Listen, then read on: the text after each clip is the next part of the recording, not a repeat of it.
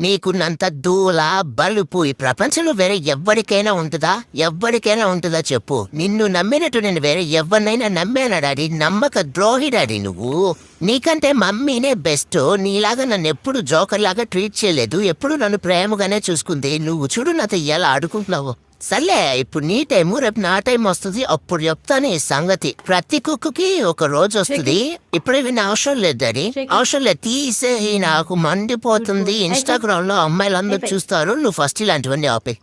తీసేయమంటే మళ్ళీ వేస్తావేంటి? పిచ్చా నీకు? నాకు ఆకలి వేస్తుంది మమ్మీ, ఏదో పెట్టినట్టుంది. టీ డాడీ, నేను పోయి తినాలి ఫస్ట్. ఇవన్నీ ఆపేస్తావా లేదా నువ్వు? నేను వెళ్ళి తినాలి ఫస్ట్, ఆకలి వేస్తుంది.